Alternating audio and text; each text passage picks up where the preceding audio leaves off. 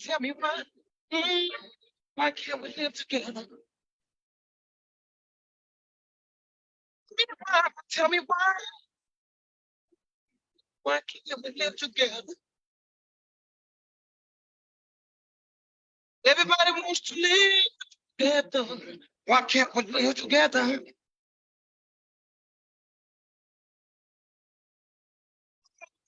No more wars, no more war.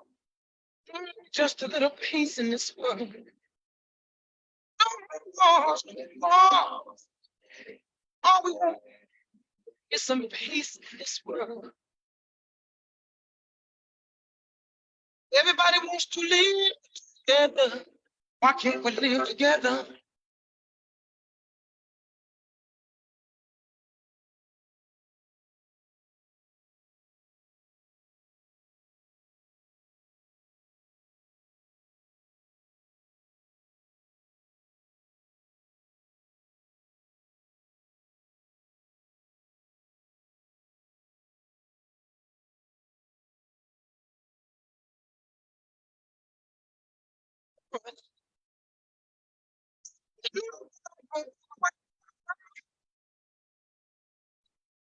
You want to steal my brother.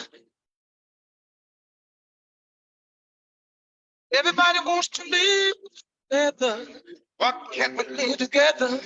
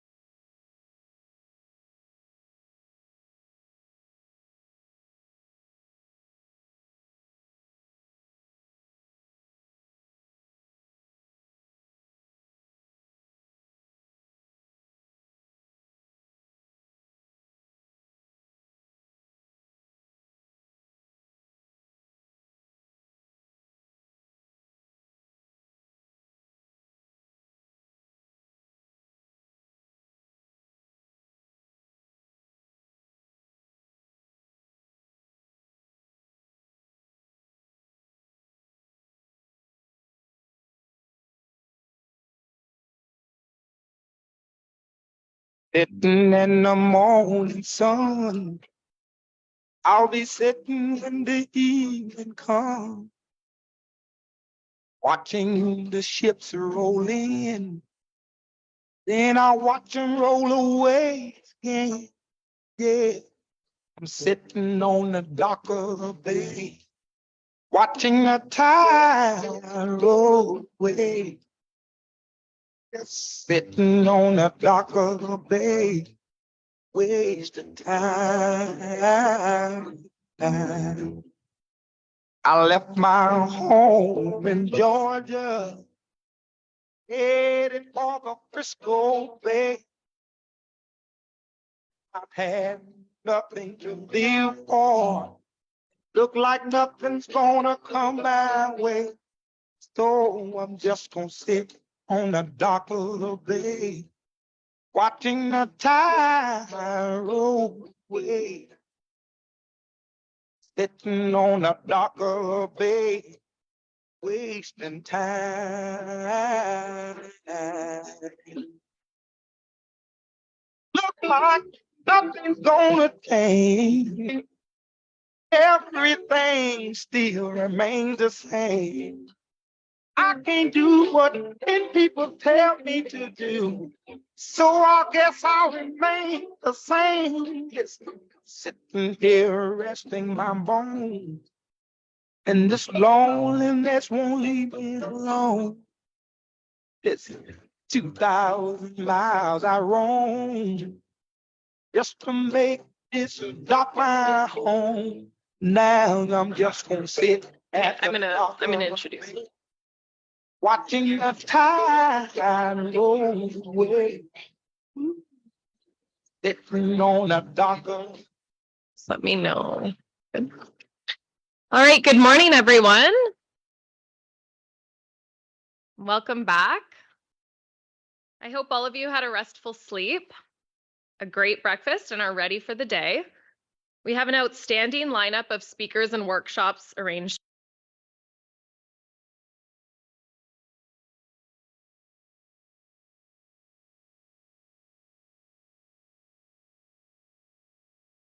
Corrie holds a master's degree in social work, as well as a graduate certificate in loss and bereavement from McGill University in Montreal, where she continues to teach. As a licensed psychotherapist, Corrie maintains a private practice specializing in loss and bereavement, parenting, stress management, and relationship issues. She is the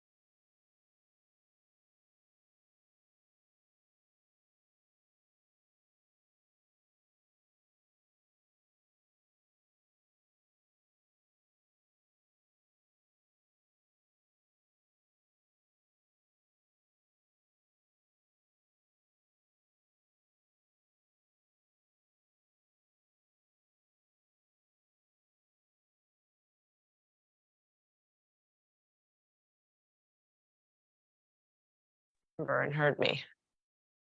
Okay, so that's not, I mean, there's a significant amount. I got really nervous. I'm not nervous to speak, but I got really nervous about presenting the same thing again, so in such a short period of time. So it kept resonating with me, and I didn't feel right about it. So God bless Louise, who I texted this earlier this week and said, Louise, I'm not going to do what I said I was going to do. I'm really sorry.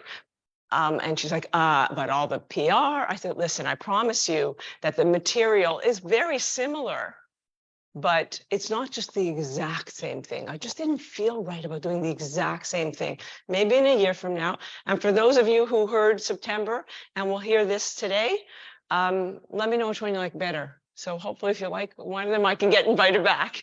But after sitting here last night and listening to the panel, you honestly wouldn't believe that I hadn't prepared this presentation with zero consultation, because essentially I am taking an extension of what was said last night and reinforcing and illustrating, I guess, some reframing of some of what we heard. So this is the working title.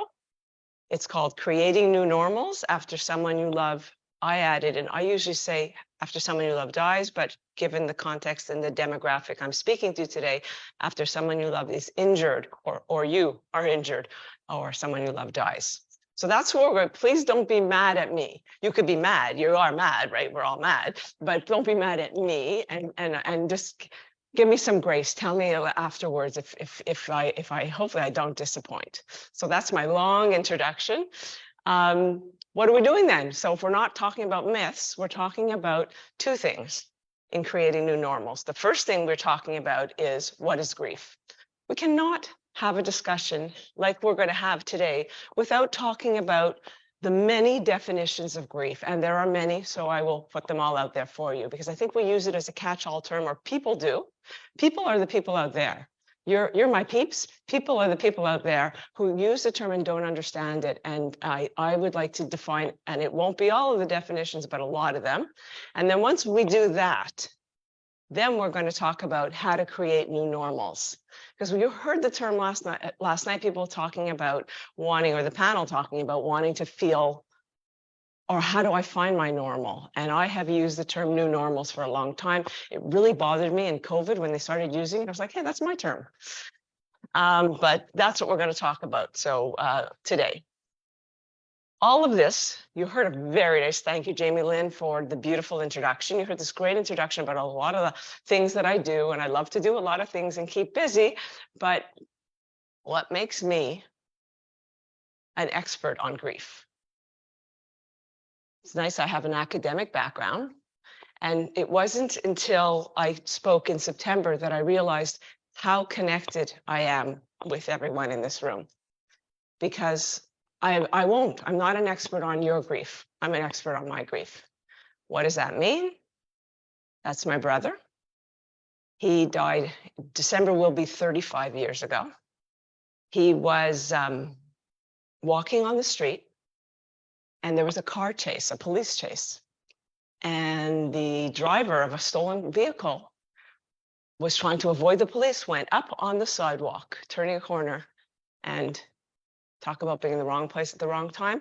He was hit and killed on impact. And naturally, as all of you know only too well, my life, my parents' life, was never the same.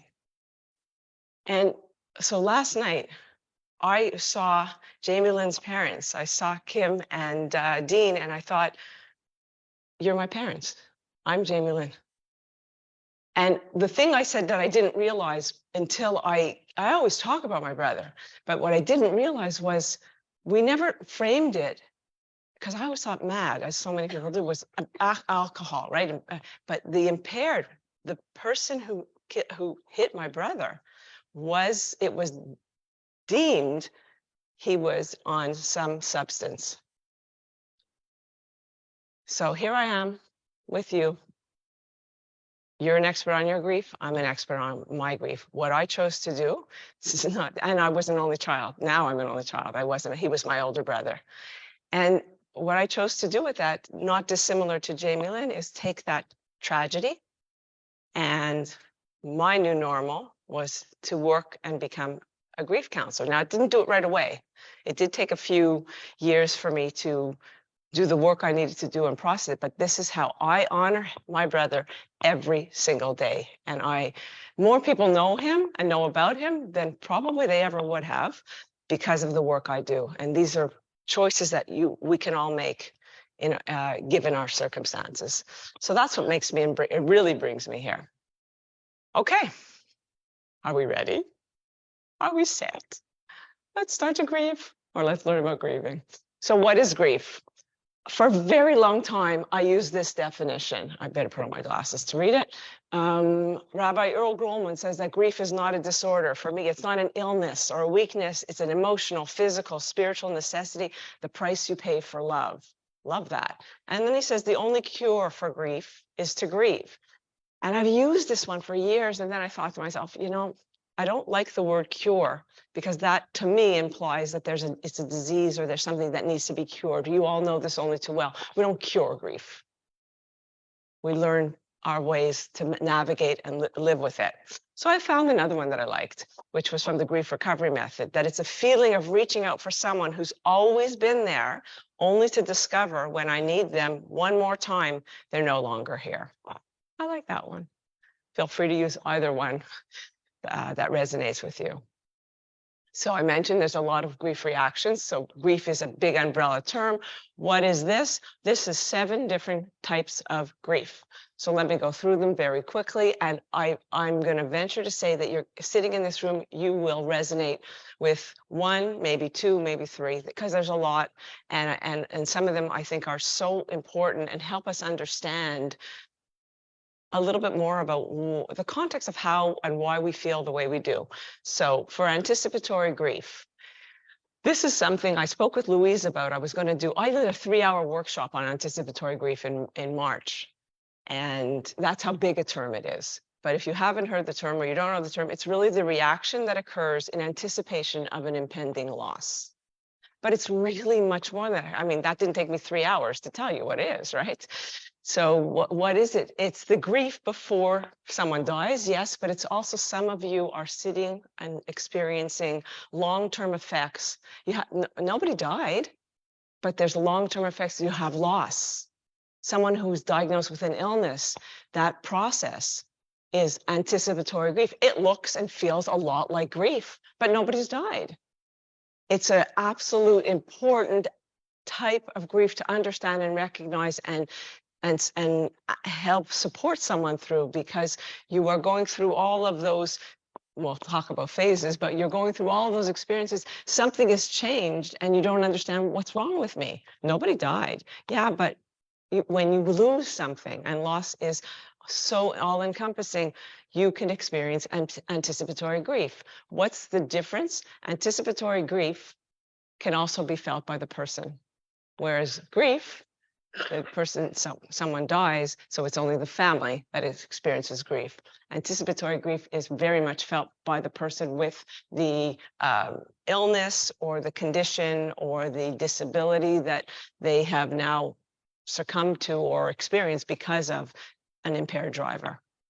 So knowing that anticipatory grief can get very, very pervasive, closer. It gets more pervasive closer to someone's death.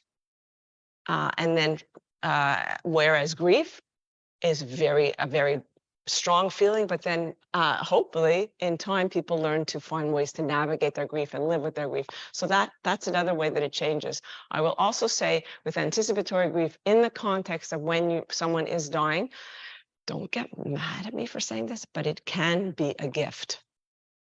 When you know and have the knowledge that a tragedy is coming, if you have the wherewithal to be able to have the discussions, to put your affairs in order, to say the things that need to be said, unlike when many of you received a phone call and that's what it was and there was no time. So just that can be some benefit to anticipatory grief.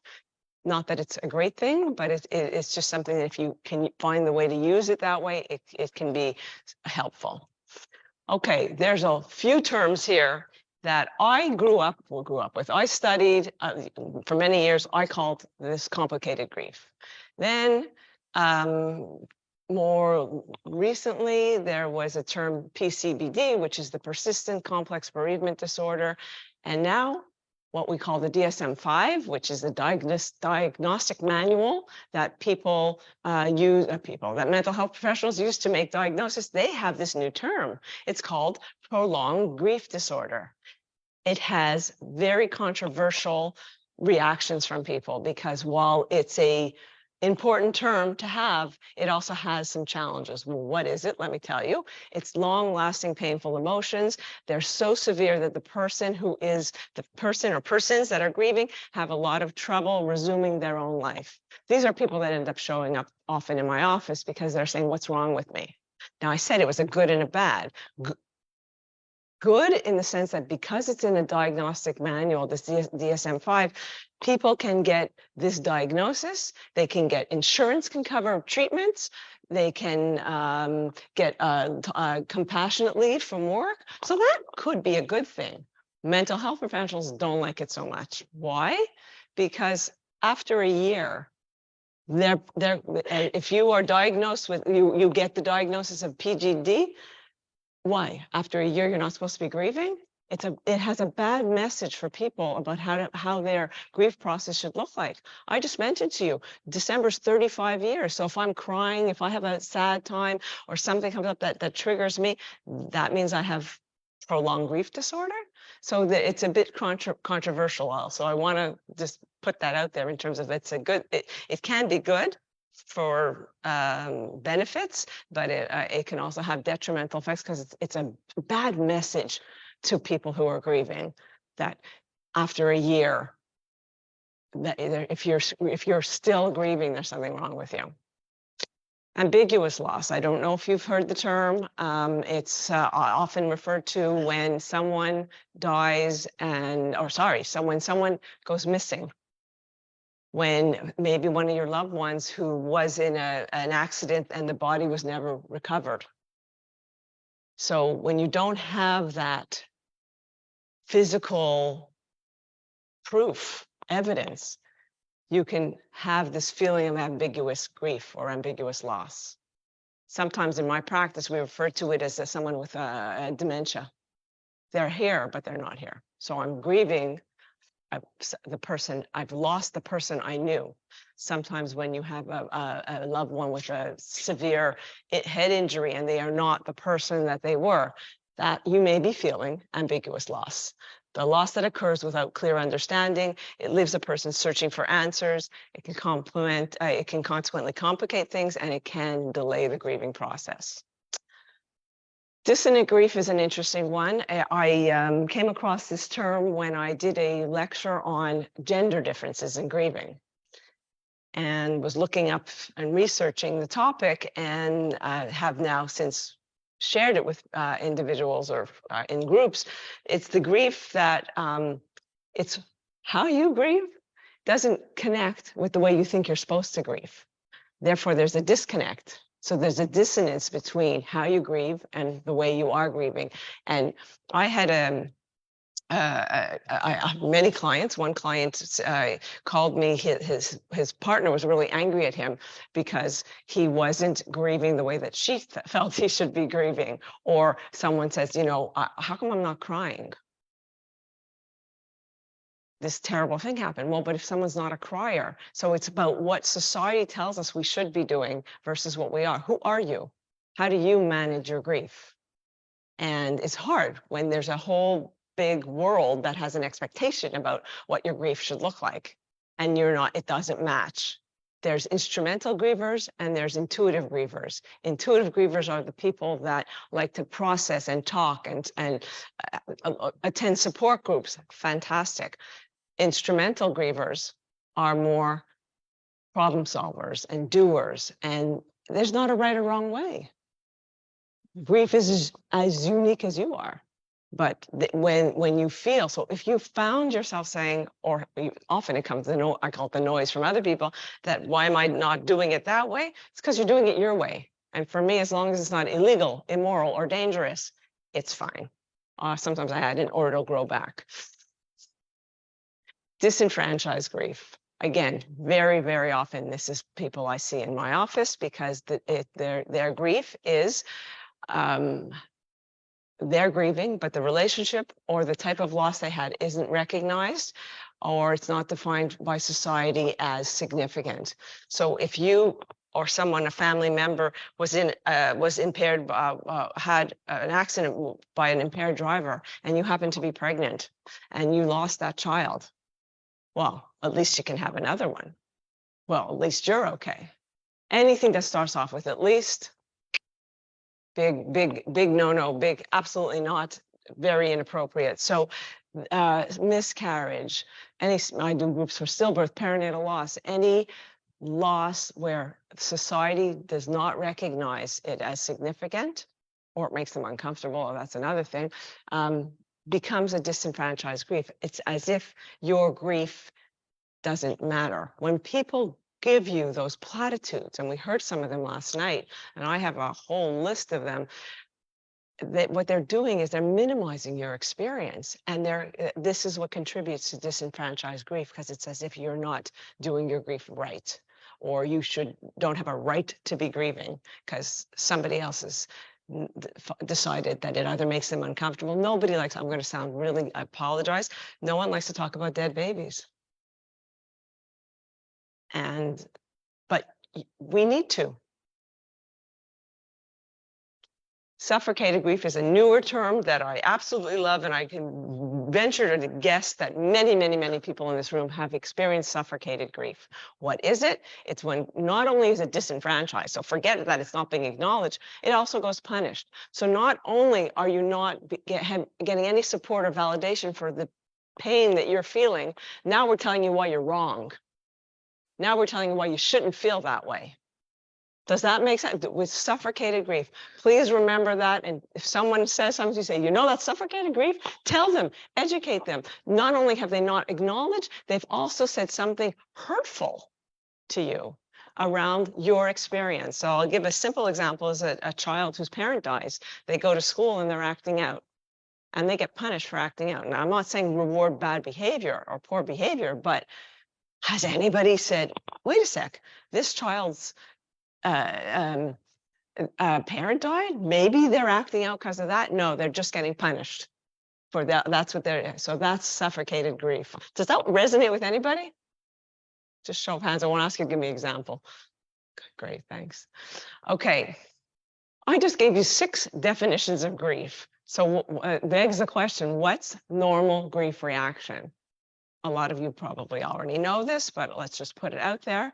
Grief is a full body experience, and we experience it, yes, the emotional piece for sure, but we also get the physical. It also affects us physically, socially. We lose, someone said it last night, my expression is, grief changes your address book. Does it not? Your social circle changes, and it's something that you do. When I'm able to speak to someone or groups, and I tell them that, but when I'm talking to someone, they're like, it's amazing. And someone said, those that you expect to be there, which I know we shouldn't have expectations, but sometimes you just, they aren't. And look, I'm not going to make excuses for them. Some people are better at doers, some people are better at supporting emotionally, but that social circle and other people show up, and that's really a blessing.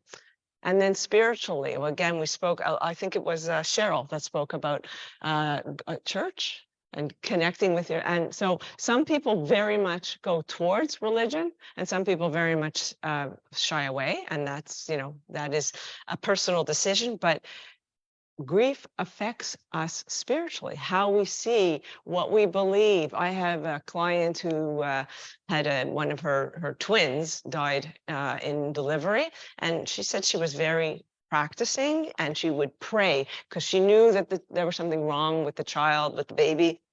And she would pray and she would pray and she would pray, and then her son didn't get better. And so she moved away from religion. She says, what's the point? I'm not connecting, but maybe one day she'll come back. I don't know, but it does change you. And then cognitively, how we think, there's things called grief brain fog that exists. It really changes the way in which you see the world, you perceive the world, and you think about things. So there's not, often I have to say to people, there's nothing wrong, you're grieving. Expect that it's a whole. It's not a one size fits all, and it certainly can affect you at different times in different ways. So the last thing I'm going to say before going into the part 2 is people often ask me, how do you know how someone's going to react to the grief process? How will you know what normal grief reactions are? How will you know how you or your loved ones can process grief? Well, I took the literature and I gave myself, I came up with my own acronym. I say it depends on how many scars you have. And SCARS stands for societal norms. Let's go back to disenfranchised grief. How has the society deemed this loss, this experience? If it is a long-term illness, an older person, you may get more support. If it's a sudden homicide, suicide, a child even, people get very uncomfortable. And they're not, they might not, I don't want to say for sure, they might not show up the same way. So how society helps and supports you in your journey is going to have an impact on your grief process. The C stands for circumstances around the death. I'm asked very often, what's better, long-term illness or sudden death? And I'm like, either.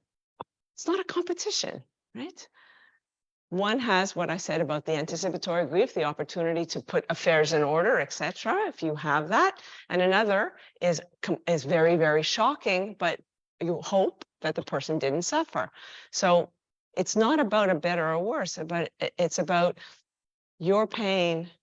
And I wrote this morning to someone in an email about, you know, this concept of a woman once said to me, if you and I are both wearing tight shoes, your pain is your pain and my pain is my pain.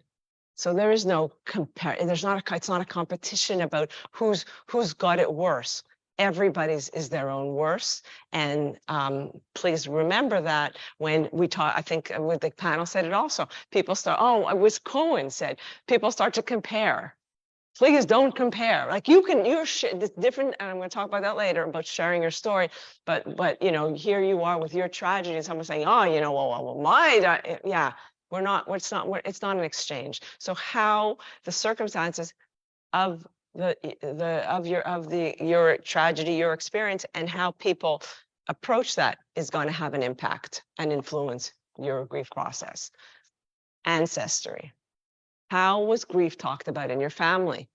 Who was there? I think, again, I'm not picking on you, Cheryl, but I just remember that Cheryl said something about family and who was there and who wasn't. And not everybody can do this. And I get that. And I guess we learned to respect you. You see it quite quickly. It does change family dynamics. And so if you grew up in a family where suck it up, don't talk about it, sweep it under the rug. I don't think we mentioned, I am a clinical director of a camp. It's a free bereavement camp for children ages 6 to 17. I bring the kids up to camp for a weekend and we help them honor the memory of the person who died. The person who called me to run this camp, his mom died when he was 3 years old. They put away all the pictures and never spoke her name again. That's what you did then. He's in his 60s now. That's what you did then. And he knew how detrimental it was to him. So he sought to, at 59, sought to say, okay, let me see what I can do. And I had the privilege of him calling me to do this and go on this journey with him. So how is death talked about in your family has a significant impact on who's going to be there and who's going to show up and how they can show up. So know that. The R in scars is about relationships to the deceased. Very different to bury a father, mother, sister, brother, aunt, cousin, uncle, child, or friend. Again, not a better or worse, just different. So sometimes I'm working with someone and they don't think that their 18-year-old is grieving the way that they should be grieving. And I'm like, they're 18 years old. What do you expect them? They're having their own journey. Or a mom says to me, I have facilitated widows groups. And I remember one of the participants saying, you know, when my dad died, my mom said, I'm lonely. And I said to her, how could you be lonely? You have us. And she said, you don't understand. Fast forward many years later, her husband dies. She says to her kids, I'm lonely. And they go, how could you be lonely? You have us. And she goes, now I understand. It's different. It's different. So it's not about who died. It's about the relationship you had with the person. I've used examples sometimes of pets dying, and where I had once a client. I was on the radio for a number of years, and I did something on pet loss. And a client called me screaming at me, how could you compare the death of my wife to a pet? And I said, clearly, you didn't hear the whole interview, because I know what I say, and I never, not once, did make that comparison. However, I will tell you, if I was sitting in a room with a person whose pet died, because I have done not much, but certainly one client came to me about the devastation that they had and the impact of that, they'd have a pretty good argument with you about that, because it's not about who, it's about the meaning of the relationship you had or you didn't have. That will affect your grief process. And then lastly, and I touched on it already, your support system. And it's going to come up again a little later. I mistakenly thought that if you had family members, you were good. Well, Cheryl's going to tell you, yeah, I know, right? Some show up, some do not. So support for me, well, it's integral in managing your grief process. Look around the room, look right, look left, look backwards, look forward. These are your peeps. The fact that you are here is a tremendous support system. It's tremendous. So sometimes it's a good therapist, sometimes it's a good group. I think often it's an organization like MAD, and sometimes it's family members. But just know support is integral to navigating your grief process. And kind of naturally, instinctively, when someone is overwhelmed, stressed, we retreat, we isolate. It's the worst possible thing we can do. It's the first thing we do, but it's the worst thing we can do. Need people. We need that human touch. We need that communication. So I know it's hard, and for your first time peeps here, congratulations for being here, because I know, as I spoke about last night, walking in the room first time, not easy, no, in any way, shape, or form, but feel the love. Feel the love. So support system. So that's the SCARS acronym that I kind of put together as a way of understanding how you may be experiencing your grief. And you can kind of pick where things might have not been as supportive, or what you might have needed, or why about your family that may have resonated with you. So the number one question that I hear from every single client, virtually every single client, is this one. When am I going to feel normal again? And I heard last night on the panel, which is why I said, oh my gosh, I think I was smart in changing this rather than the myths to this presentation, because this question, this desire to be normal, the hardest thing I ever tell anyone or say to anyone is, sorry, that ship has sailed. You are the person that you were is not the person that you're going to be today. And I believe that everybody in this room could attest to that. Doesn't mean you're a bad person. Doesn't mean it's that I hope that life is all gloom and doom, but you cannot be the same person that you were. So then if that's the case, what do? Well, we need to find ways of creating new normals. And I came up with a list that I want to share with you. And hopefully some of them will be helpful in ways of creating new normals. So in no particular order, let's start with this. So we need to learn about the grief. Well, congratulations, you can tick that one off because you just did it, right? It's all the psychoeducation. Learn about grief process. Learn about how you may process grief. Any information helps you feel much more empowered. So learning about grief is a really great step in helping you create your new normal. Someone mentioned it last night. I'm like, cool, I have a picture of a roller coaster. I often describe grief as a roller coaster, peaks and valleys. Hopefully it doesn't get worse. Better is a relative term, as you all know. So it's times that are more manageable and times that are difficult. And that's why initially it can kind of go like this. And then as time goes on, I don't like time heals all wounds. I think it's what you do at the time. So it goes more, it spreads out, but when it hits hard. It hits hard. And expect that. So that helps normalize your process and understand that. And I think you're living it, so you see it. Moments that are more, like I said, more manageable, and moments that are more difficult. Now, everybody's probably heard of the 5 stages of grief. Elizabeth Kubler-Ross, she was a pioneer in the field, and she had come up in the 1960s with this very interesting list of phases or stages to go in to that people go through. If you read any new material over the last several years, we as in grief counselors have said, no, this is not. She was a pioneer. She got people thinking about the whole topic of grief. However, this number 1 was not meant for death. It was meant for the dying process. By the fact that there's a bargaining in it. There's no bargaining after someone dies. But somebody looked at it and said, oh, that's interesting. Let's apply it.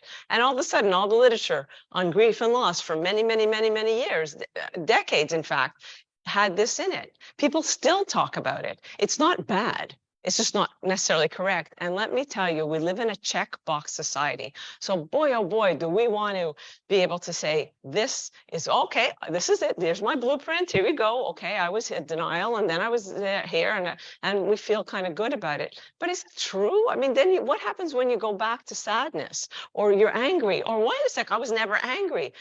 A number of people still come into my office and I go, I know I'm going through the stages, and well, we talk about that. So it's great to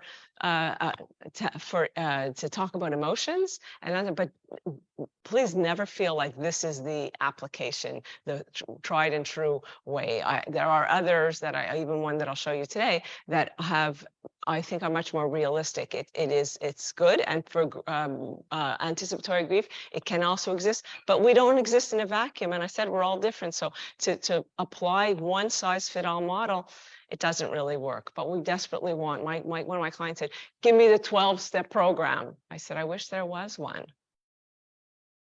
You create your 12-step program. This is what society would like us to believe.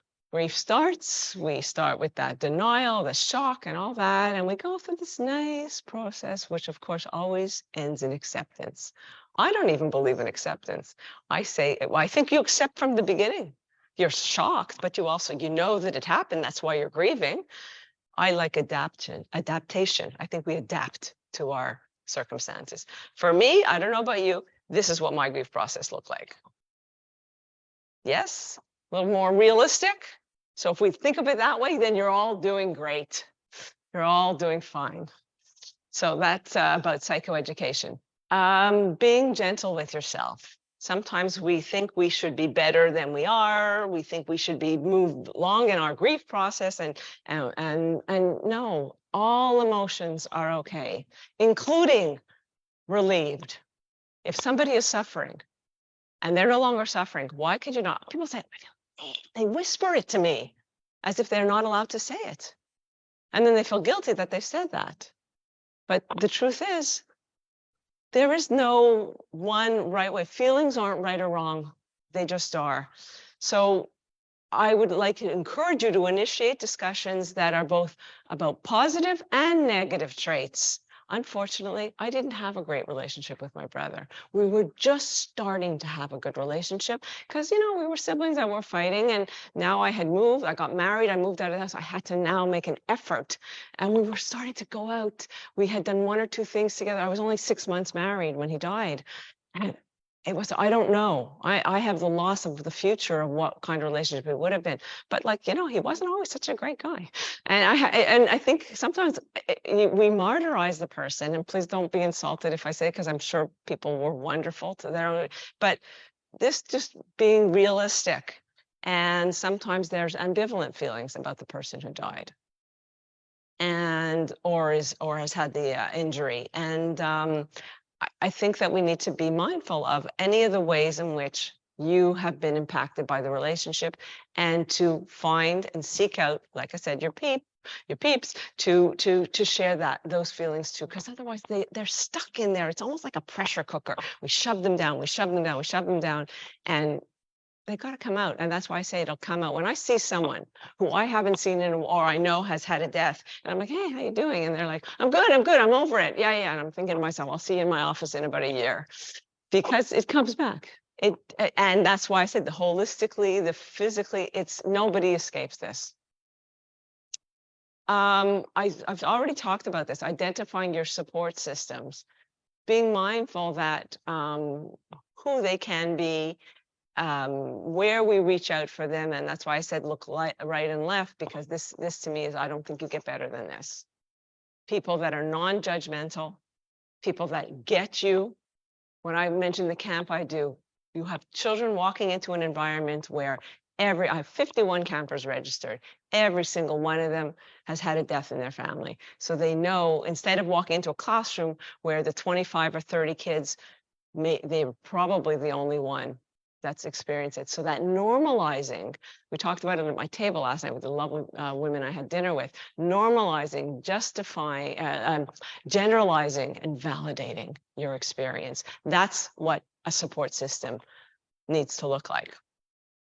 Know you're safe, people, and cry and laugh with them. Be kind to those who aren't safe, but please don't let them into your sanctuary.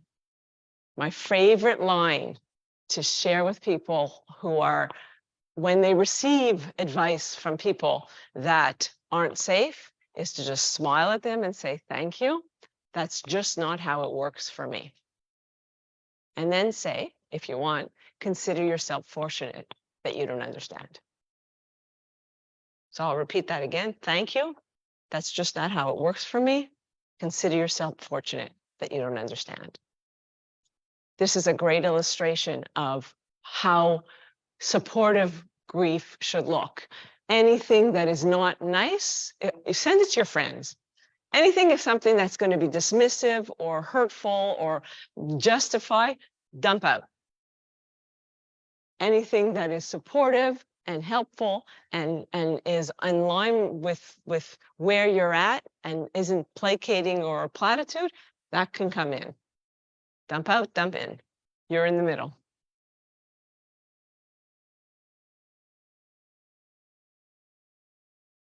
Identify secondary losses. You didn't use the term last night, but I knew that's what you were talking about. When a tragedy happens, when someone is severely injured, when someone dies, that is the primary experience, the primary person, the primary event.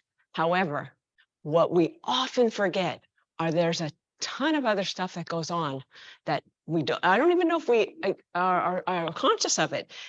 Recognizing these other losses that come along with that primary loss, which is, in no particular order, loss of income, loss of identity, loss of a support system, loss of financial security, loss of dreams, loss of faith, loss of confidence, loss of trust. The list can go on and on and on and on. The loss of a role. How am I no longer a parent of 2 children? How am I no longer a spouse? I don't know how to do when someone asks you, how many children do you have, or Happy Mother's Day, and you know that I always tell my clients, stay away from malls on Mother's Day, Father's Day. It's just not. It's very difficult because there's an assumption that everybody has the 2.2 kids, white picket fence kind of thing, and we don't recognize that not everybody is in that category or lives that life. So these secondary losses need to be grieved as well. So make a list of your secondary losses after we've talked about it, and recognize and think about how many other pieces you have changed. I call it unwelcome change that have changed in your life, and we remember that we need to grieve those too.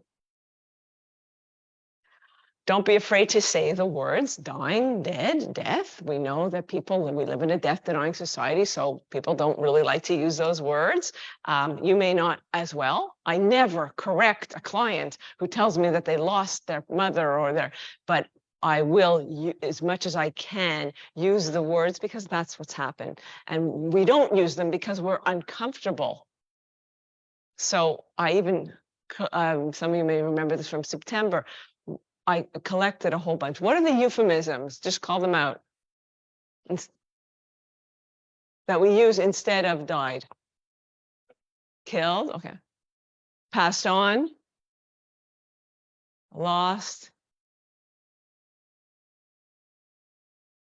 There are, okay, I really have no life. There's 72 euphemisms that I collected that we use instead of using the word death or someone died. This is crazy. 72. My personal favorite, expired, as if someone could be compared to yogurt. Like, why don't we do this? Because we are uncomfortable, but we know what happened. When you can, use the word. Sometimes people say, oh, it sounds so harsh. I'm like, well, harsh. Wait a sec. I literally read the obituaries. Maybe 2 out of 20 say someone died. It's the obituaries, though. You say, Corrie, it's the obituaries. It's redundant. Yeah, but read the births. Everybody was born on. I even seen obituaries born on, and then they just, but everybody passed away or on or suddenly or whatever words they use. But it doesn't help us. We've come a long way, but we're still not even using the words. Often when I speak, I bring the newspaper and I just show you that May 27th, 2023. If you look, you'll see very few. My kids know already when I'm about to speak. I have newspaper and I'm circling to be able to show. But this is it, using the words really, it helps remind us. Well, I don't think you need to remind us, that's a bad word. It helps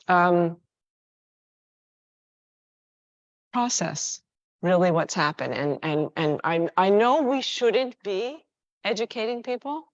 It's not our job to do it, but I would like, if we use the words more, maybe they wouldn't be so taboo.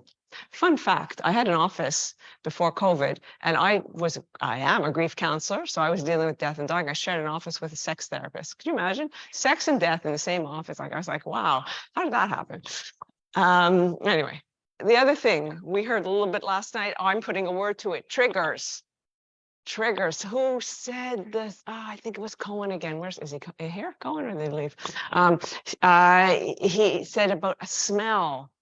Well, we know that holidays, birthdays, anniversaries. Okay, those are pretty much the obvious ones, and they will come up, and people will say, "Oh, I'm very nervous. This is kind," and you feel it. You can physically feel the stress and anxiousness about different holidays coming up. Some will be more challenging than others. You choose how you want to navigate each and every one of them, but the triggers that you don't know, that you walk into a room and somebody looks. I was on a plane. He must have thought I was stalking him. I literally was taking a picture of a guy. He looked exactly like my brother. So I'm like, oh, if he sees me doing this, he's like going to have me arrested. But it was just so weird. You don't know. You don't know where or when or how that's going to, a TV show, a song, and they're going to come up. Good news, bad news, they're going to come, but they're also going to go. They'll come, they'll pass, they'll go. But if you know and you prepared for them and you recognize them, perhaps they won't be always as overwhelming. So helping you, part of creating new normals is identifying the secondary losses, but also identifying the triggers that will be coming forever. 35 years later, they're still triggers. What are some of your triggers? Music? Holiday. Mass shootings, yeah.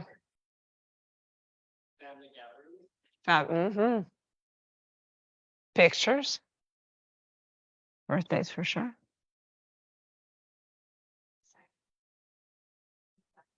Right.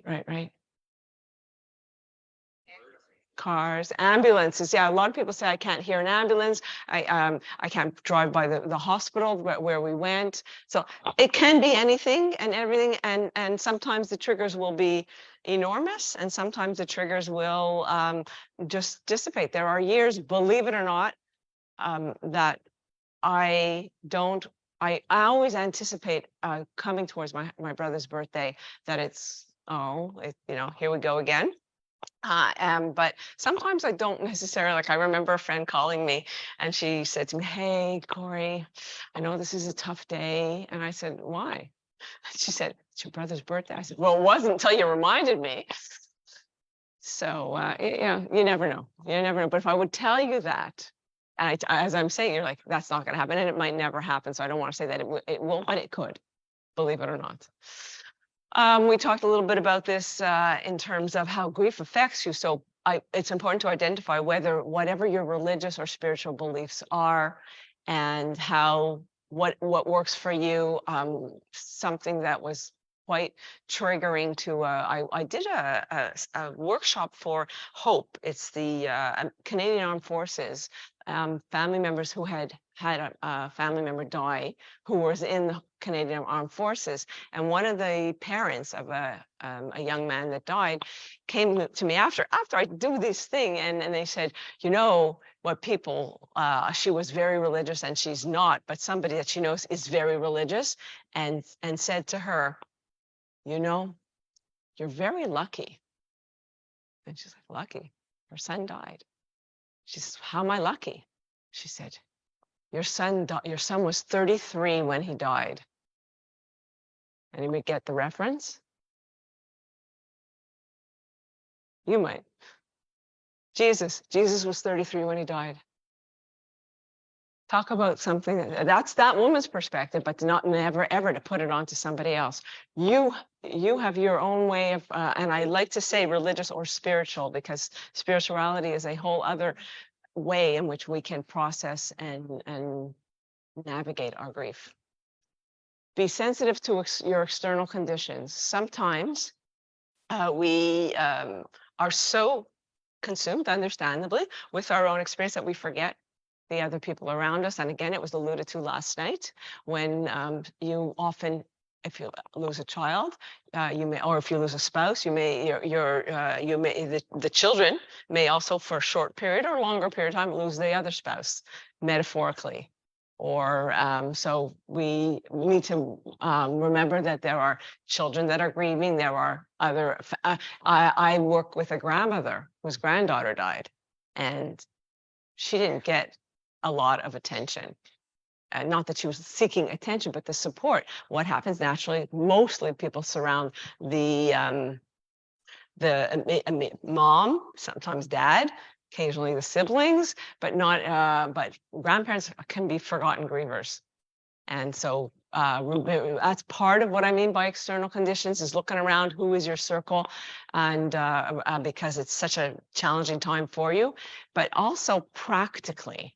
So there's a theory by Strobe and Strutt, and they say loss orientation versus restoration orientation.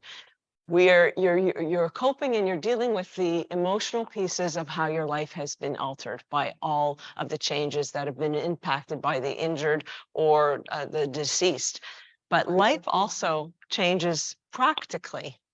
So that's why I like this theory, because it's about the emotion, but it's also about, there may be changes in, you may have to go to work, you may have to stop working, you may have to move, you may have to deal with a lot of paperwork to deal with. There's a lot of changes, practical external conditions that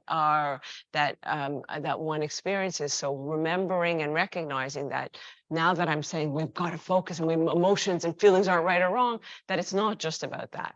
That we also have to recognize and balance that there's a lot of I'm sure you're dealing with a lot of very practical stuff. A lot of you are in court cases, very practical stuff that comes up with by virtue of your experience. So it's trying to somewhat find a balance, and that doesn't mean 50-50, but it just means that you vacillate between the two. Telling your story. Well, I think that's what got me the most last night, is listening to people talk about their loved ones and giving people that space to do it, because we don't often have that space, and it is so important that you do. So that's why, again, I'll reiterate how important places like MAD are and conferences like this are. I am a huge, huge advocate of support groups. I run about 4 at any given time. I run a group I facilitate a group for perinatal loss, stillbirth, and miscarriage for women. And then because of that, I run a group for perinatal loss, stillbirth, miscarriage for men, for whether it's their partners or just men that just didn't have a place to go. And it's incredible. First of all, they show up. Wow. I feel like I'm a fly on the wall. I shouldn't even be there, but they let me in. They say, you're like a guy. They let me in, but they show up and they come and they call when they can't come, because this is a place for them to talk about not only how to support their partners, but also that some of them tell me they tell their story and literally go, and that's the first time I ever said it, because very often they acquiesce to their partner to tell the story, and that's lovely and it's a beautiful sentiment, but they got to tell their story. And Mother's Day, I did a group right after Mother's Day, and I was like, hey guys, and one guy comes on and says, I couldn't wait for the group. That's always a good sign, right? It was a terrible, terrible story that his wife had gone to the cemetery to put flowers on their child's grave, and the cemetery was in complete disarray. Everything was knocked down, and very often in a child section of a cemetery, there's toys, there's stuffed animals, it's not only that there's the monuments, but there's a lot of stuff that family members leave. And everything was all over the place. For some reason, they were doing some kind of construction and just were very, very insensitive to this woman's reality. And he said, I didn't know what to do. Here I had a whole Mother's Day plan for they had other children, what we were going to do. And I had to scratch it all. He was so cute. He said to me, so I went to the store and I bought like 6 dozen roses, and the floors went, man, you must have done something really bad. And he said, and the whole weekend became about them, but just having to try and do that damage control. And the worst part of that story was that when his wife went to the caretakers of the cemetery and was very distraught and telling them, they were very dismissive. And she looked at them and she said, you bury a child and then you tell me I'm overreacting.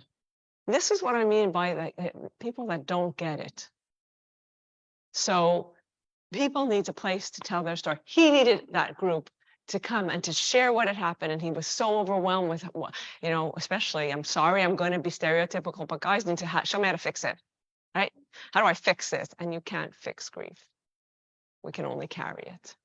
Find places to tell your story. If people don't want to listen, well, here people want to listen. There are always places to tell it, and you deserve to be able to tell your story for as long, for as detailed, and for as many years as you would like to. This is what we do at camp. We help the campers. They know they're going to come in and they're going to bring a picture of their loved one, and they're going to introduce us to their special person. And then we put all the pictures up together. And by the way, the middle one is Myra, which is Myra's Kids Foundation. That's John's, my CEO's, his mom. He starts it off. And then they leave this up all weekend so that the kids can remind each other and see that they're not alone. That's why I was very touched with, I didn't get the memo about the pins, but I love it. I love the idea. Sporting those photos, those pictures, those people, is absolutely beautiful and a great way for you. This is your new normal. Share it and show it and talk. Also, I'm talking about all this grief and you need to grieve and you need to, you can also not grieve so much all the time. But I can't tell you that. I don't have enough power to do that. Give yourself permission. It's okay, and I think, again, they alluded to it last night, it's okay to not be grieving 24/7. We can't sustain that amount of I can't think of the word. It's just heavy. It's a lot, that at that level, to hold on to that. So give yourself some breaks. It's going to come back. I'm not worried. If you're worried that, well, if I do, or I haven't thought about it, no, it's going to come back. It will be there. So be kind to yourself and give yourself a break. And what I did on Wednesday night, I was telling the ladies at my table, we had a big fundraiser for the camp. It was gargantuanly successful. It was very exciting, and I'm still on a high from that. And I kind of did a very short speech at that. Everyone was doing the thanking, and I said I wanted people to understand grief. So I didn't put up a PowerPoint, but basically I did a little visualization, which I'll try and do with you right now, which is, I told them to imagine that they are between the ages of 6 and 17, and here they are on this side of the stage. We're going to say, this is life. Here you are. Here all of you are. You don't need to. You're in life, and everything is good. And you're working, or you're going to school, or you're doing both, or you're doing neither. You're binging on Netflix, and you're socializing, and things are really good, and you're happy. And then, by no fault of your own, a tragedy happens. Somebody in your life gets severely injured or dies from an impaired driver. And you get transported from life. I'm in life. Now I'm going into what I'm going to call the event. Now you're in the event. It's like being in a black hole. You're consumed with grief, and you don't know. You're confused, you're sad, you're angry, you're overwhelmed, you're scared. You name it. Let's put out all the emotions, and you're feeling all of it, some of it, none of it, numb as well. And you're not sure exactly what to do. And the strange thing is, you can still see life, and you want to go there, but you can't because you're in the event. And there's a subconscious or a hidden understanding that if I go back into life, that means I'm leaving my special person here. And I can't do that. So even if it's uncomfortable, and even if I don't want, I have to be here. I cannot leave. And my goal, at camp, our goal is to join the person in that black hole and support, listen not to respond, but to hear, and support them during this really challenging time, and to give them tools and techniques so that when they're ready, and that's going to be different for each and every one of you, We extend our hand and we say, come, let's walk back into life very slowly and very carefully. But you don't have to leave your special person there. We're going to bring them. We're going to bring them here. That's what MAD does. MAD helps you bring your special person back into life by wearing their pins, by speaking their names, by telling their stories, by honoring their memories, by advocating and everything else that they do. That's how we find our way back into life.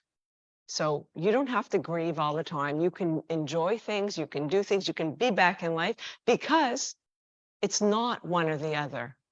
Grief and happiness can coexist. What am I suggesting? If we remain mindful and allow ourselves to open up to new experiences, we can find that there's this emergent property, this place that we can be that we didn't even know existed. We have to be open to it. And we have to feel safe. And I think that places like MAD my camp creates that safe place for kids. MAD creates that safe place for you, or you wouldn't be here. I cheated a little. I kept the same thing, but I changed the word. Okay, give yourself permission to laugh, not only to not grieve. I want you to laugh, and I want you to laugh loud and as often as you humanly possibly can. And I know that sometimes there doesn't feel like there's much to laugh about. My dad has an amazing sense of humor. This was my big fear, that he was going to lose his sense of humor, and he never did. He's sad. He has moments. They're different. They're not the same people. They have their new normal, as I had said. But he still laughs and he still makes jokes. He's older now, so he's a little harder. But I challenge you to find ways, as you deserve it. And like I said, don't worry about it. You're going to go back. You'll have your triggers. Things will come up. So I'm not worried that if you're laughing, that you're not going to be grieving. Sometimes we need, it's not as to avoid the grief. It's more to give you some, it's a great stress reliever, to give you a sense of, you can exhale. So in keeping with this, with the stages, I cracked up when someone sent me this. So denial. In terms of butter, okay? I cannot believe it's not butter. Anger, what? Not butter? Bargaining, could it be butter? Depression, this is not butter. And then acceptance, margarine. Thank you for laughing at that. And then I am a big Office fan. I don't know if you are with the show The Office. So no one says it better than Michael Scott. There is such a thing as good grief. Just ask Charlie Brown. And I will tell you one more joke that I used in my TED Talk. Bob Hope, when his wife asked him how he would like to treat his cremated his remains, and he said, "Cremate me, please. It'll give me my last chance to have a hot smoking body." So here, we're rounding the end. Don't be afraid. Just let me look at my time. My timing's okay, good. Don't be afraid to ask for help or concrete things. We talked a little bit last night. I guess our panelists did. I will tell people, in my perfect world, you'd never have to ask. People would just know what to do. But they don't. And I do believe they want to be helpful. They just don't know how to be helpful. So what do? Call me if you need anything. You're not going to call. So I will suggest to people who want to help someone, offer, do you need a carpool, do you need groceries, do you need me to pick up someone, whatever. And they'll probably say, yeah, that would be great. But also, please get comfortable with the discomfort of having to ask if you need it. People do want to help, they just don't know how. So that's why they do the call me if you need anything. If you tell them what you need, most people will rise. So please don't be afraid to do it. I know I wish you didn't have to, but if you do need it, this support, no person is an island. We need to reach out to others. And I do think people are there and would like to. And then there's two more, create rituals. So I'm a big fan of rituals and ways. This is how we bring the person back into life, is we create these rituals that work for you. So people have different ideas of what they can be. So what it is, that whether it's something that you do every year on their birthday or every year on the date of death, or a cool ritual. Oh my gosh, family that I work with, 3 little boys, husband died 5 years ago. The first year, the kids were like 7, 9, and 11, and the first anniversary of the death was coming up, and mom didn't know what can I do. So she said, she asked the school. They said her husband was always known to the kids as a superhero. He had been fighting cancer. So she said, can my kids wear superhero t-shirts to school that day? And not only did her kids wear superhero t-shirts, but I don't know if you have this in your provinces, dress down days. So anyone that wore a superhero t-shirt had to give a loonie or a toonie, and they raised a lot of money. May 16th is now Superhero Day in not just one school, 5 schools do Superhero Day. What a way to honor someone's memory, to create a ritual that they do. And this year, their son, who's now 15, decided last year, I'm growing my hair, and he cut his hair, he shaved his head on May 16th. We were all invited to come watch. You could pay and cut a lock. His hair was like, well, my hair's not so long now, but longer than mine. And he was a good sport, a 15-year-old. They let him do a T, a Mr. T. And they showed the stages of it. They raised $8,000 just this year. That's their ritual, Superhero Day. And I'm sure there's lots of others. So here, I work with, because of perinatal loss, I work with a woman, the woman whose twin died. She does a foundation called With Love for Michael. And in October, it's Pregnancy and Infant Loss Awareness Month. On October 16th, it's Pregnancy and Infant Loss Awareness Day. And we created an activity or an event where everyone came to, we use a funeral home that is very generous to us. And they came, and it was a community event. And we, just so you know, these are biodegradable balloons before you start screaming at me. So they're biodegradable balloons, and you could write a message on that was a paper that was out of seed paper that would disintegrate if you were launching it. You are loved, you are missed, you are remembered. This is what with Myra's Kids Foundation, along with Love for Michael, we did. There was a table that had candles you could light if you wanted, and the theme was butterflies. So this was a little bit about what it looked like, and that's you can do. But I love that last night they said you can do as I think it was Cohen again who said you can do nothing. I don't like to tie anything to money. Nice if you can, but you don't have to. Light your own candle, do your own thing. It can be anything that resonates with you. And then for my last piece of creating new normals, they talked again last night, they spoke about it, but identifying ways to honor the deceased. And I'm going to just show you some examples. So here, you can take a trip and see the world with new eyes while remembering your loved one. You can listen to your loved one's favorite playlist in their memory. You can plant a tree in honor of your loved one. Each time you pass, remember the legacy of your special someone.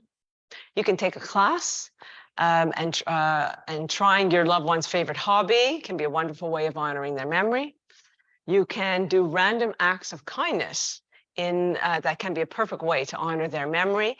And this is on the waytowhereyouaregoing.com. There's 50 suggestions like this. My favorite of all of them, which is because I'm a big fan of this, is live your best life in honor of your loved one. That is a tribute to them. And there was I just have my phone is ringing because I put on, I guess, an alarm to remind me when I should wrap up. So let me shut that off so you don't hear bells ringing and not know. So that's something else that you can do. Here's what I did. And I have a really cool story that just happened this week. So I said it was 35 years. It happened to be 30 years.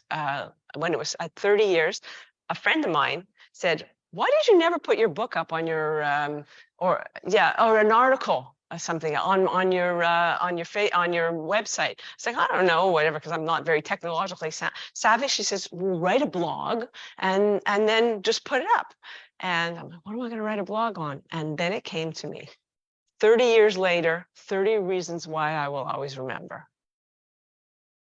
That's him and I as kids. I wrote this blog. And I have to tell you, what happened was spectacular. I put it on Facebook, and everyone who didn't know him thanked me for sharing so much information about him. They didn't know. I don't not talk incessantly about him. So that was lovely. And then the people that knew him used it for a platform for them to add more things. It was a spectacular reaction. I didn't even know. I mean, it was therapeutic to write, but the reaction was fantastic. So I challenge you to, in only the positive, the nicest way, to think about doing something like that. I have a new client who is 16 years old, and his grandfather died, and he's quite distraught. And we've spoken a few times now, and he said to me on Thursday, next week's my grandfather, it would have been his 80th birthday. And I'm not sure what we should do. I'm not sure what I want to do. And he just wanted to make it to 80. So I said, hey, let's call him Bob. Bob, I have an idea for you. It's a big one, because for me it was 30. It was about 30 years for him. I said, why don't you write 80 things that you will always remember? And here, it doesn't have to be only you. Send it out to your family. I'm sure people have things that they would want to say, and then you can present that to your grandmother. Now, I had to be careful. I said, listen, if you don't, I said, don't, he was in exams. I said, don't fail an exam because you're busy doing this. So I said, if you don't get to 80, don't worry, you'll just show it as a work in progress. It's something that you can always come back to. And he lit up. He was so excited to have something that he could do. He loved the idea. And I happened to speak to his mother the next day because he's now coming to camp, which I'm thrilled about. And she said, she thanked me. She said, he's like a different kid from a few weeks ago. And that was not because I'm so good at what I do. That was because I gave him a place and a space to share his story, to talk about his grief. Because who lets a 16-year-old boy? His friends certainly weren't. His family kind of were lost. His father was lost in his own grief of his dad dying, unfortunately, and he got lost in the shuffle. So here I gave him that space. They said he's like a different kid. He's smiling again. And so when I said I was talking about camp, and I said, I did suggest that he do this. She goes, he's already emailed people. They've emailed him back, and they were all excited about. Can you imagine? So these are ways that you can absolutely honor the memory of someone. There are many, like I said, you can go on the website, you can Google it, or you probably do stuff that I'd love to hear. If time permits, anybody have something that they do that we talked about foundations, planted a tree. Yeah. Okay, which is a circle of life. There you go.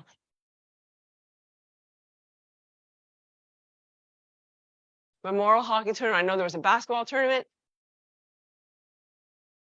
Nice. Lovely. Yeah.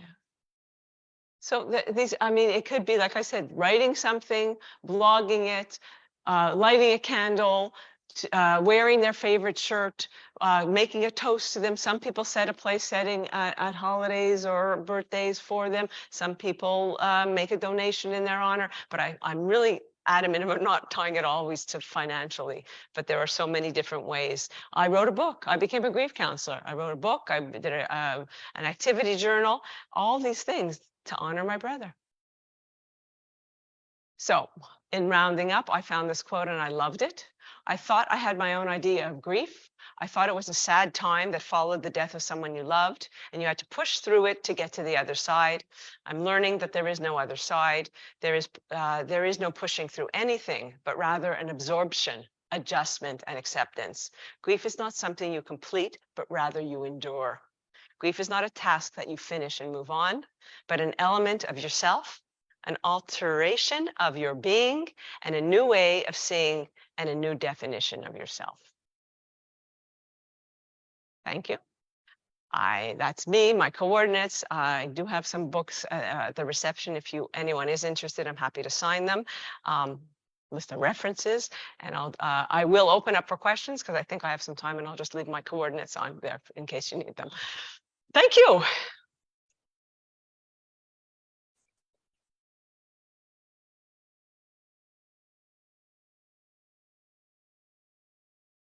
Somebody's got to have a question.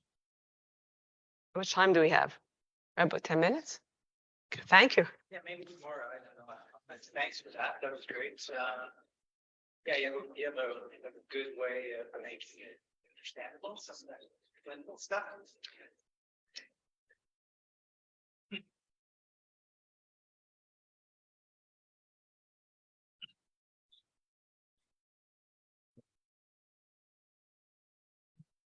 What do you think of secondary gains? There is a concept, post-traumatic growth. Yeah.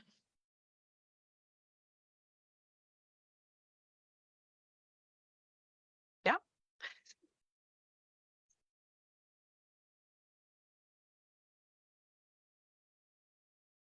Relationships that were broken. Mhm. Clarity. Right. If you can find it, I'm all for it. I'm very careful about how I approach that because I absolutely believe that you can. There's lots of lessons to be learned. In fact, David Kessler wrote a book. He worked with Elizabeth Kubler-Ross and then added a sixth stage, which was the meaning. And I think it's called The Power of Meaning or something about meaning, David Kessler. But it is all about meaning making. After I just can't say to somebody when they're sitting in their grief, okay, so what'd you learn? But there's so much to be learned. So when they tell me, I am so grateful because you can. There's an expression, you can be bitter or you can be better. You choose. So I think it's great. Thank you for raising that because if you can find that, and that's not going to happen right away. But if you can, I worked with a woman whose baby had a lot of congenital problems, and she had to terminate the pregnancy. And she, in delivering the baby, donated. What do? You donate? Is that what it is? Donated the baby and the organ, and the baby, their organs already saved 3 kids. Like, talk about quick turnaround. This was unbelievable to have the wherewithal to be able to do that. But if you can do these things and find these things, then I look at Jamie Lynn. I think that she's a great example of she took a tragedy and look what she's doing now. Anything else? Yeah. Yeah. I'm kind of into that. Hi. One question. In all the grieving process and everything, how do you cope with if you feel something and the people don't believe you? Like I'm angry and whatever, and people, I'm saying it, but they just brush it off as if they don't believe what I'm saying, which is hard because I'm like, okay, you don't understand. No, yeah, you do understand, but No, right. don't believe what I'm saying. So I don't know how to. It's very tough. I'm sorry that you even have that experience. You're right. They don't understand. And I say, find the people that do. Find that one of my clients coined the term a long time ago, feel good people. And they're the safe people that you can. And just, don't expect them to understand. That's why I say about talking about and saying the words. And there's a term called grief literacy. And when I heard it a few years ago, I was like, oh, what is that? And it's about educating people on how to manage so that when you say I'm angry, I don't say, what do you mean you're angry? I say, tell me more. And I open myself up to hearing about it and not judging you. And I laughed when I learned about it because I was like, oh, that's grief education. I've been doing that for years. Now I have a fancy term, grief literacy. But these are people that are grief illiterate.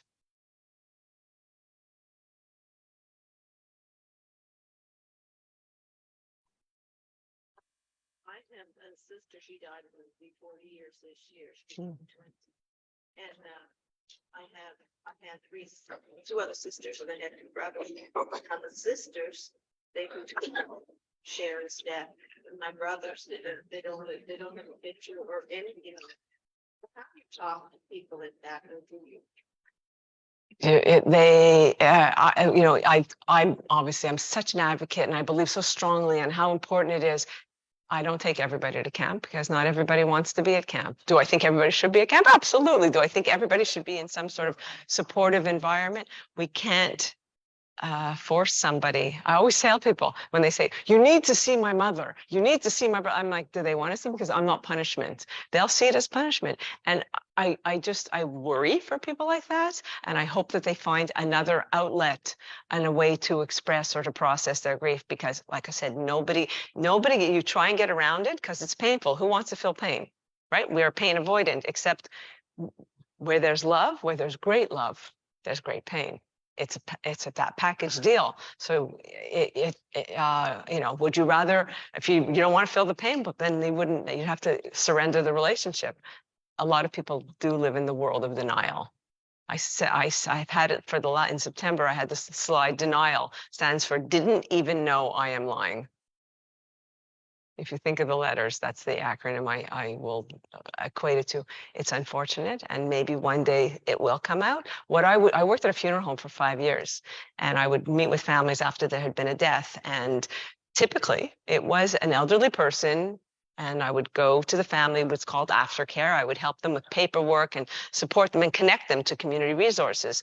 The number of people at that point in their lives that somebody who could hear and who could listen, they would tell me about the miscarriage they had, the sibling that died.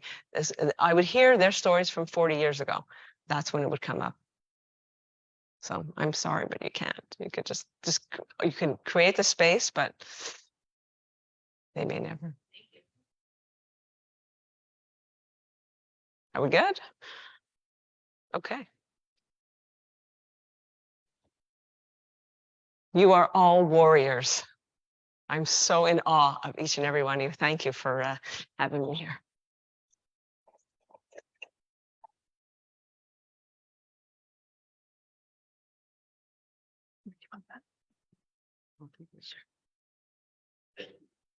Thank you, Corrie. I always love listening to you speak. Before we head off to the workshops, I just have a few important housekeeping announcements for all of you. Just a reminder that there are therapy dogs in room 101 from 10 to 12 today. On the table in the foyer, we do have a memory book set up. So please feel free to write your thoughts, memories, and tributes in this book. The book will be brought back to the conference year after year so we can look back and reflect on the entries. We also have a shadow box frame for remembering loved ones and acknowledging injuries. Please sign a heart and add it to the box as a tribute. And new this year, we have a private corner with our wind phone. This is really, really cool, and I'm excited about it. The purpose of the wind phone is to speak with your loved one and allow the wind to carry those words. So feel free to explore that option if you wish. It's found in the back of the social center near the reflection and quiet room. To pamper you, as some of you may have seen, we have complimentary neck and back massages, Reiki, and reflexology treatments from 11 a.m. to 6 p.m. in the bow. So be sure to take advantage of this service to unwind and relax. We have our Mad Canada keychains, dog tags, red ribbon car magnets, and angel pins for sale, and those are at the registration desk. We're also going to be filming clips for a public service announcement for our social media channels this weekend. So if any of you wish to participate, that's very welcome. That's in room 120 today between 12 and 1:15 p.m. and 5 p.m. to 6 p.m. And there's more information about that in your program. In your package, you may have noticed a small sheet called Inspirations. If something is particularly inspiring or meaningful this weekend, or if you're a recipient of an act of kindness or support, please fill out your inspiration sheet and put it in the box at the registration table. At the end of the weekend, we will share some of those if we have your permission, of course. We also encourage you to complete your evaluation forms and submit them at the registration desk before Sunday afternoon. The forms do give us important information and feedback for our funders and for planning next year's conference, so it's very valuable. We hope that all of you will join us for the National Candlelight Vigil of Hope and Remembrance this evening at 7:30 in this room. Doors do open at 7:10 p.m. Remember that the vigil will be live streamed this year, so if you have any questions about that, please go to the registration desk. For those who agreed to be a memorial reader or candle lighter for this service, please meet us in this room at 5 p.m. for a quick rehearsal. Tonight's dinner begins at 5 p.m. in the dining hall. For tomorrow, checkout from the IFL is at 1 p.m. There's a coat room near the front desk where you can store your luggage if needed, and staff can assist you. Tomorrow's departure list is posted beside the registration desk.